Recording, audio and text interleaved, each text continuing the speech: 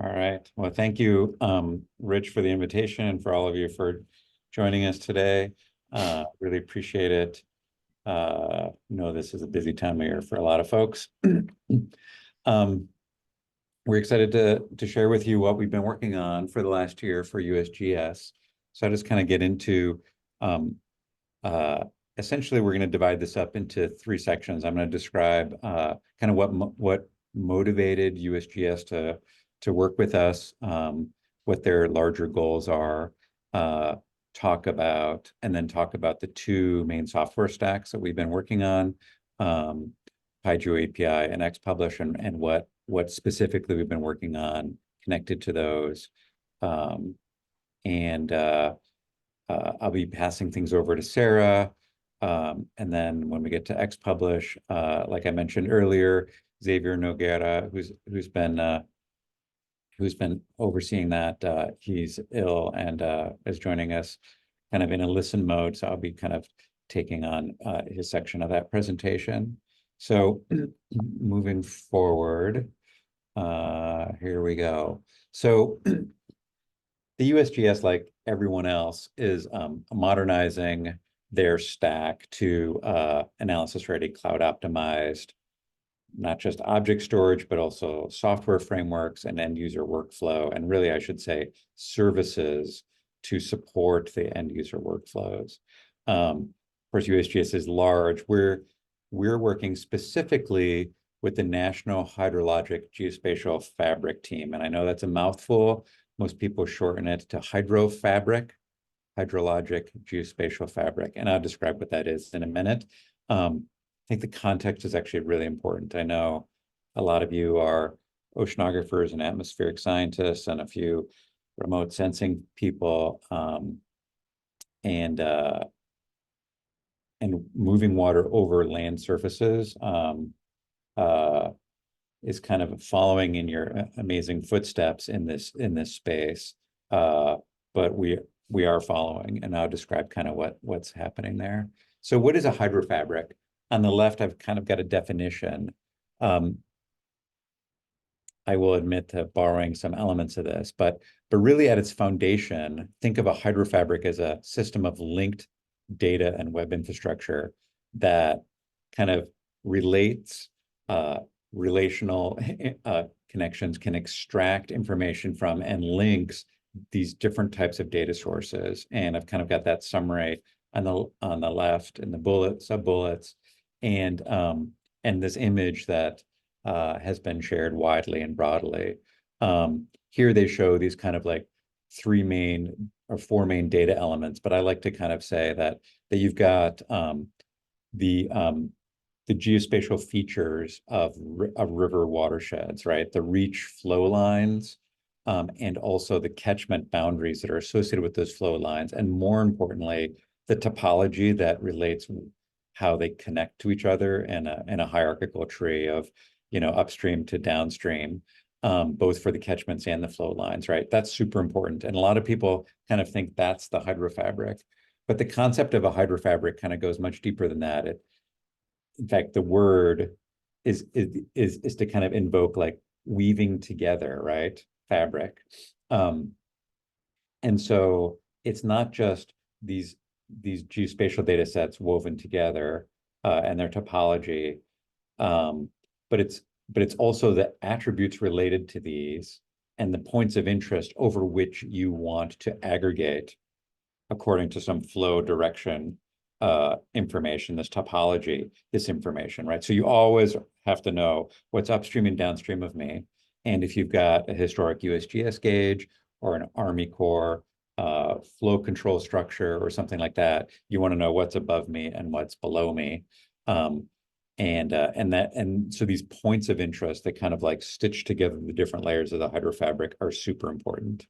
The attributes of all of these are exceptionally important, and these are going to be constantly evolving and are going to very typically be extracted from raster data. So you've got these feature sets for watersheds that have to be connected to the raster data. Maybe the attribute like the average slope or the min-max elevation of a flow line gets gets recorded in the attribute, but it gets extracted from the raster, right? Same thing for land surface distribution or soil distribution within a catchment. So that kind of leads me to why create this hydrofabric and really the big effort that's going in right now into this. These ideas have been kicking around for a decade. Obviously, we've had like the reference catchments and flow lines for even longer than that. But it's only been in the last year or two that there's been real resources put into the hydrofabric. And the purpose is that they want it to be the foundation for a super flexible, multi-scale, multi-process water modeling effort or many efforts. Because as you see here, the end result, and you know, you can ignore the details of these like two middle layers, but the end result is the USGS, I forget what IWAA stands for. It's like integrated water something, national hydraulic model, right? They want to have a hydraulic model for the entire United States to meet the needs of USGS, focused around USGS gauging stations and things like that. And then meanwhile, you know, all of you have heard about, given some of the topics that I know you've had showcases on, the National Water Model, or the next generation National Water Model, or National Water Model version 4, which is scheduled for 2025, is going to be built off of the same concepts, a shared kind of reference set of concepts, but stitched together in slightly different ways because they have slightly different needs, right? And frankly, the idea is that the reference hydrofabric can get stitched together in various ways to support any kind of water modeling by anybody, right? States, you know, the water resources consulting industry that LimnoTech's part of is a $12 billion a year industry, right? It's huge, right? Every state, every city does something related to water flow, stormwater, this or that. So this is going to be kind of the foundational data system and data infrastructure of going forward. It's quite exciting. A lot of credit, and including these images, go to David Blodgett, who's USGS lead for the National Hydraulic Geospatial Fabric team, NHGF, and Mike Johnson, who works for Linker and is embedded in NOAA's National Water Center and National Water Model team. So why is USGS developing these data services, or why are they moving toward ARCO, right? I mean, you can analysis ready, cloud optimized data services. I mean, you can all probably imagine why. I know all of you are doing a lot of this work. So the current stack that the USGS Water Mission Area is kind of building all their work around is built upon the aging OGC GeoServer and the THREDDS software packages. Both are written in Java. Most USGS software developers and maintainers don't really know Java that well. And both are built below the cloud and kind of famously don't really perform that well in cloud distributed resources. So what are the solutions that they have? You'll recognize some of these. First two, we're not in charge of either of these. Unlike NOAA, which is producing all of these like operational forecasting things that are being updated constantly, and their software is all emitting NetCDF, a lot of the USGS Water Mission Area data sets, the geospatial raster data that they're overseeing are more static. So that means that they're actually taking the effort of reprocessing all their NetCDF data stores into optimally chunked ZAR data stores and storing them both on S3 and also OSN, the Open Storage Network, these cloud storage pods that are connected to university internet bandwidth. They're developing a STAC catalog, of course, like everyone else. But these are the things that they asked us to do. They wanted us to replace GeoServer, which was an OGC reference implementation of OGC's geospatial data standards, with pyGeoAPI, which is the new OGC reference implementation. And it happens to be an implementation in Python, which USGS likes. More of their people know Python.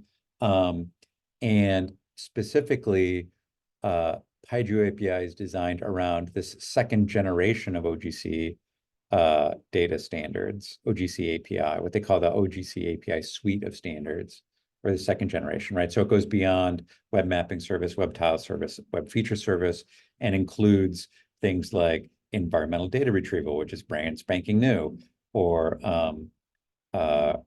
sensor things API, or even kind of a more efficiently standardized processing API, which we'll talk about in a moment. We were specifically tasked to implement and optimize a USGS deployment of pyGeoAPI to work specifically with creating asynchronous responses, both asynchronous server gateway interfaces, or kind of async WSGI, and asynchronous web requests and responses, right? Where you get a job ID and then you wait for it to have status completed before you fetch your data, right? So it's an asynchronous response, request and response kind of thing. So they wanted us to do that, to implement that for the OGC Processes API. And then they also wanted us to implement the Environmental Data Retrieval API, which, like I said earlier, is brand new. And even though it's well specified, there really is no implementation that we're aware of that actually meets the specification. So they tasked us with that. And Sarah's going to talk more about that in a moment. The other thing they asked us to do was replace the THREDDS Data Server, which David Blodgett does not have kind words for and wants to sneak away and crawl behind a tree and stay there, to basically, he wanted some backward compatible OPeNDAP implementation built on Xarray so that it could use the STAC catalog, so that it could use ZAR, so that it could expose these OPeNDAP endpoints that they've had forever on THREDDS to not break any services that use those endpoints. All you'd have to do is change the URL to the new endpoint, and voila, the service would continue, right? So that was what we were charged with. It was kind of an aspirational task, and as Rich knows, because he alluded to the community and actually kind of pulled it together, we started this with a very open-ended idea about how, if this was possible, and how we might be able to do it. And in the end, we built off of the Xpublish ecosystem and built kind of an experimental repo called Catalog-to-Xpublish that does what we were asked to do. And we'll be presenting that in a moment. Oh gee, that was supposed to happen later. All right. So the why that motivates all of this is to just remember that if we go back to this idea that we want to have this flexible system to support multi-process modeling. Let's say you have a new model that you want to support over this, and you want to group your Legos of catchments and polygons into slightly different watersheds because you have a different purpose, right? Shapes. You now want to extract new attributes for those polygons and flow lines to parameterize your model. And you want to be doing this like repeatedly as you experiment with your model and develop it, which is exactly what Next-Gen National Water Model is all about. So what the motivation is, and this was supposed to show up right away, apologies for that, is really it's all about really efficient, hyper-efficient subsetting and analysis of raster data around these, what's called a vector processing unit for these next generation of water models, right? I mean, you've heard of probably hydrological unit codes, husks of different scales or whatever. These VPUs are basically stitched together husks, if you want to think of it as that, but they actually go beyond that, because husks aren't really aligned to like gauging stations, for example, and those are often important for calibrating your model. So that's where this whole new flexible system comes into play. So with that, I'm going to pass it off to Sarah to talk about pyGeoAPI. Thanks. Yeah, I'll be talking about the OGC processes and EDR APIs in pyGeoAPI, and specifically kind of showing off USGS's beta deployment of their instance of pyGeoAPI. So if you move to the next slide, I'll start with a quick rundown of environmental data retrieval, or EDR. So EDR is a family of lightweight query interfaces to access spatiotemporal data resources. And pyGeoAPI is currently equipped to serve datasets that are either in ZAR or NetCDF formats, leverages Xarray with its Xarray EDR provider. And part of what we did was we added the ability in pyGeoAPI to serve spatiotemporal data that is in cloud storage. Yeah, as Anthony mentioned, a lot of the USGS's ZAR and NetCDF datasets are on the Open Storage Network or on S3. And so we wanted to be able to serve datasets that were stored there. And then we also did some, minor tweaks to get it functioning on some new datasets and, speed up the responses a little bit. In terms of the USGS deployment, we've got a link to that, the labs.beta page up at the top. We've got just a screenshot of what that kind of looks like on the landing page. The datasets that are available to actually query with the EDR API are under the collections tab if you want to kind of click around and see there. Right now, there's pretty limited datasets and endpoints available just because of what is available through pyGeoAPI. You can currently use the position or cube endpoints, so getting a single point over time, or like a bounding box with an optional Z dimension to make it a cube over time. Right now on that labs.beta site, there's just one data set available. I'm currently working on adding more, but it's the PRISM data set. It's monthly data that has precipitation and temperature information stored for the continental United States. And yeah, it is on a ZAR file on the USGS OSN pod in S3. And when you make an EDR API request, this returns a coverage JSON, and we have a link there to the OGC specification for coverage JSON in the slide. In terms of processes, this is another one of the APIs available through pyGeoAPI. It supports the wrapping of a computational task into an executable process that's accessible through a web API. And pyGeoAPI implements this by providing a plugin architecture that allows developers to implement custom processing workflows in Pythons. And as Anthony mentioned, the default is kind of to be synchronous, but they wanted to be able to configure asynchronous, their pyGeoAPI instance to handle asynchronous requests. And that's kind of what I'll show off on the next couple of slides. Yeah, so the USGS deployment, the processes are available from that same labs.beta landing page. They have a couple of processes available through GDP tools, which is a Python package for the USGS that's kind of for area-weighted interpolation statistics. And then we also have just a timed processing process that we developed for testing. On the right, we're just showing how to do a synchronous request. So using that URL root for the base website and specifying what process you want to run, putting together a request URL to actually execute that process. And for the headers, if you're running it synchronously, you don't necessarily have to specify it since it's default by default synchronous, but here we explicitly show that we prefer to wait. And then in the body, we just say here for a quick example that we want to run our process for 10 seconds. And then we do a post request. And for the synchronous request, we can access the results directly from the response. We get a 200 status code and see from the response JSON that it ran for 10 seconds. And yet the issue with a synchronous request is that it will remain open until it's complete, and it can time out before the results are returned. So for longer running processes, which you might imagine some of these like geospatial processing processes might be a little bit on the longer side, it's might be better to do asynchronous processing.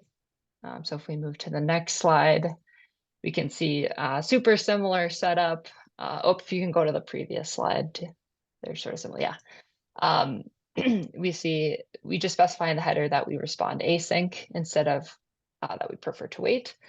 Do the same post request, but now we see we get a 201 status code instead of a 200, which indicates that the server accepted the request and is now running it, and there's nothing in the response body. Instead, we need to access the results in a different way. You go to the next slide, then we can, as Anthony mentioned, get the job ID from the response, and then actually make a GET request to that references that job ID to get our results. We see they're the same, just accessed with us in a slightly different pattern. That's a little bit better for these longer running processes. So that's the quick crash course on the EDR API and Processes API on the USGS instance of pyGeoAPI. Thank you, Sarah. So Catalog-to-Xpublish, with the goal of taking the USGS STAC catalog, SpatioTemporal Asset Catalog, and exposing it to OPeNDAP endpoints. And I know a lot of you probably have experience with OPeNDAP, but just a quick refresher. OPeNDAP has been around for a long time. Most of NOAA's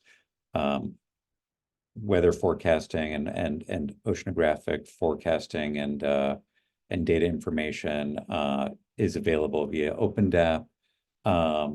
And there's a series of well-known response patterns and request patterns that allows one to get data that you need and subset data and things like that. So it has its use. It's been around for a long time. It's also, with the capabilities of Xarray, especially over properly chunked data sets like ZAR, it's also no longer really necessary, right? So it's only necessary to support legacy applications that still rely on it. But going forward, it doesn't really have a long life ahead of it, at least for new applications, because there's just much more efficient and direct ways of getting the same information. So nevertheless, for all sorts of reasons, USGS wants to sunset their THREDDS deployment as soon as they can and replace it with something that's more efficient. So after exploring ZARDAP, which was developed by some folks at NCAR, and discovering XPublish, Xavier did a pretty nice deep dive into the pros and cons of both. ZARDAP had some pretty nice, had really nicely developed OPeNDAP endpoints from the same software stack that we were just talking about, which is an asynchronous Starlet server, which is how we implemented pyGeoAPI and async. We didn't invent that. It was a configuration that the developers of pyGeoAPI had. So on top of Starlet exists Fast API, which is like set of Pydantic models to expose RESTful APIs. Very popular right now. XPublish is built on that same software stack, so and so is ZARDAP. But even though ZARDAP had really developed out the OPeNDAP endpoint really beautifully, it just didn't have a community behind it. It was closed source for a while, and then I think Rich helped make it open source. But XPublish had kind of come up and had a real community. So Xavier decided to try to blend the best of both, and built off the XPublish community ecosystem. And there's kind of two XPublish organizations. There's XPublish Community, which has things like a plugin for XPublish OPeNDAP, and which Xavier was able to utilize. Alex Kearney is kind of the lead on this OPeNDAP effort, on XPublish, and there's a whole group of people who are now at Rich's suggestion meeting monthly around in that XPublish community to kind of advance a whole bunch of different capabilities and endpoints. They did not have an easy way to read a catalog. So XPublish was really focused primarily around a single ZAR data set or maybe some combination of Kerchunk and NetCDF, if I understand. But it didn't really have kind of a catalog endpoint. And ZARDAP did actually. It had a nice intake way to kind of spin things up. So the first thing Xavier did was implement the ability to read either an intake catalog, which Pangeo helped develop, and STAC, which is more broadly being used by all the major cloud providers and agencies now, NASA, Planetary Computer, AWS, et cetera. And then XPublish is kind of in the middle there. So XPublish reads the STAC and intake catalog, and then Xavier plumbed it to use the XPublish OPeNDAP plugin, because XPublish is built with this nice plugin architecture. You can find other plugins there. And then that exposes these OPeNDAP endpoints. Because it's built on FastAPI, for those of you who aren't aware of it, one huge plug. We all love FastAPI, those of us who have used it. Not only is it built on a really fast web framework, Python-based web framework called Starlet, but FastAPI exposes all of its APIs with both Swagger and Redoc, so there's really nice documentation, et cetera. So you can go explore that. So here we have kind of an idea of what this looks like. If you go to the deployment, which hasn't quite happened yet, we've been working very closely with USGS to get this on their staging server at what is it, labs beta at usgs.gov or something like that. Water, I forget. Sarah pointed a URL to the pyGeoAPI staging deployment, the test deployment. This has not quite gotten there yet. There have been some hiccups and also some bottlenecks through at USGS. So, but this is what it looks like when we deploy it locally. Hopefully it will be deployed very soon. So really nicely developed catalog documentation. And I think that might be the end of our talk. I will say, maybe I'll just take one moment to flip over to VS Code. Actually, I probably should flip to the website. So I did mention XPublish community with all their endpoints in here. So they actually have, OPeNDAP is what we talked about, but they actually are also developing an EDR endpoint or plugin for a router, WMS web mapping service. This is very new, inspired by Xavier's work. And then meanwhile, there's an XPublish experiments where that's a little bit more wild and crazy and allows people to explore other possibilities before they get, I guess, accepted into the community. So this is where Catalog-to-Xpublish lives. Catalog-to-Xpublish has some reasonable examples in addition to a README file, the demo and run server. And so this is in VS Code, that demo. So you can walk through it. Of course, you'd have to first deploy it to be able to do this. What we're hoping is that deployment will be on labs.beta very soon so that you could play around with this demo.